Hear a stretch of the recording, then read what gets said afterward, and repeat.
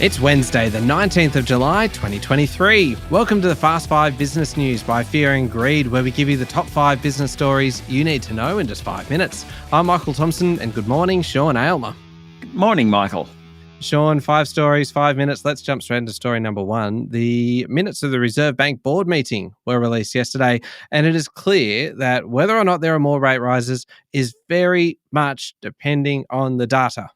That's right. If inflation data due for release in a week's time is higher than expected, expect a rate rise. If the employment market data due for release tomorrow is a lot stronger than expected, expect a rate rise. But if the releases don't meet expectations, it's quite possible there won't be a rate rise next month, maybe not even in September. The minutes say that the board believes further rate rises might be needed to tame inflation, but the central bank wants to know more about price rises, the global economy, the labour market, and household spending. What happens in upcoming meetings will very much depend on the economic data. Michael, it just seems the momentum towards lifting rates seems to have dissipated somewhat, thanks to signs that inflation and the economy are slowing. It's one of the reasons the bank didn't lift rates for a 13th time in 14 months when it met 2 weeks ago. Of course, a fears of a sharp jump in unemployment was also part of that, Michael. So does the Reserve Bank think then that the rate hikes are doing enough to lower inflation and slow the economy? It just seems that they're more confident that that's happening.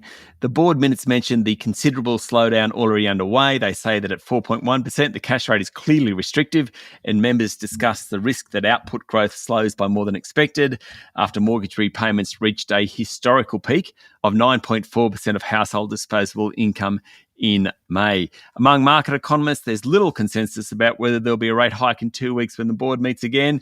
It very much depends on the data, Michael.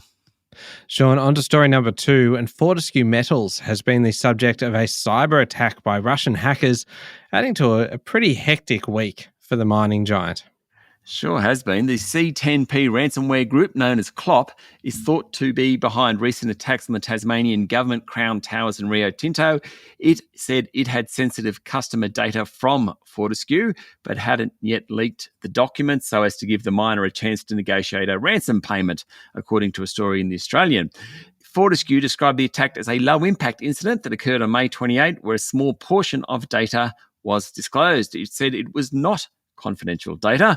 Klopp said it was a financially motivated attack only. Anyway, we'll see where this one heads.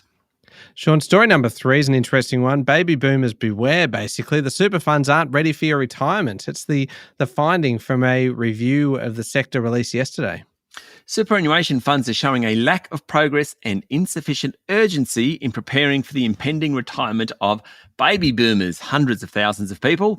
That's according to a review by the Australian Securities Investments Commission and the Australian Prudential Regulation Authority, the regulators. It is the first such review and follows new legislation last year that effectively told the super funds that they have to worry more about what to do with people's money when they reach retirement, the so-called decumulation phase, rather than just when people are feeding money into their super funds. That's the accumulation stage. The review said that most super funds are falling short on the support they offer and have no concrete plans on how to improve their failings. In fact, most funds have done no in-depth analysis of their members' income needs in retirement. In response, Financial Services Minister Stephen Jones said standards certainly need to improve. Story number 4 is really a bit of good news, particularly if you happen to hold shares in defence technology company Drone Shield. The company has done a $33 million deal to sell equipment to the United States Department of Defence. Now, they're on the show about a year ago. Fascinating little story. Drone Shield makes systems that stop drones from communicating with their controllers or satellites. Basically, the drones become useless. Some of the systems are mounted on vehicles or buildings, but its most popular products, which resemble an oversized rifle, are designed to be carried, according to a report in the Financial Review. The deal is much bigger than anything Drone Shield has ever done previously. Of course, the war in Ukraine has shown the full potential of drones as weapons, with small kamikaze drones loaded with explosives capable of doing all sorts of damage. Drone Shield provides a way to intercept the communications, therefore very much in demand at the moment. And last one, story number 5, dementia experts have hailed the latest landmark in the treatment of Alzheimer's after Eli Lilly released trial results that showed its new drug significantly slowed memory loss and cognitive decline. The US Pharmaceuticals Group reported full findings of its phase 3 clinical study of its latest drug. It was at the Alzheimer's Association International Conference. The antibody treatment slowed progression by about 35% in the early stages of the disease.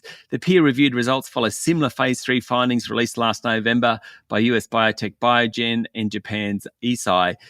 That drug, by Biogen and Eisai, has received full marketing approval from the US Food and Drug Administration. Now, Richard Oakley, Associate Director of Research at UK charity the Alzheimer Society, put it in context. He said, the past 8 months have been a real turning point as 2 drugs are shown to slow down the progression of the disease after decades of work with no positive findings. All right, there we go. The top 5 business stories in 5 minutes. Thank you, Sean. Thank you, Michael. It's Wednesday, the 19th of July, 2023. Remember to hit follow on the podcast. And if 5 minutes isn't enough, you can find our longer daily show called Fear and Greed wherever you listen to podcasts. You can also listen to our weekly podcast called How Do They Afford That, which is really about making your money work a little bit harder for you. This week's episode is all about some tips and some ideas on how to make big purchases, how to buy furniture and white goods and electronics and save a little bit of money as you go as well. We'll put a link in today's show notes. I'm Michael Thompson, and that was the Fast 5 Business News by Fear and Greed. Have a great day.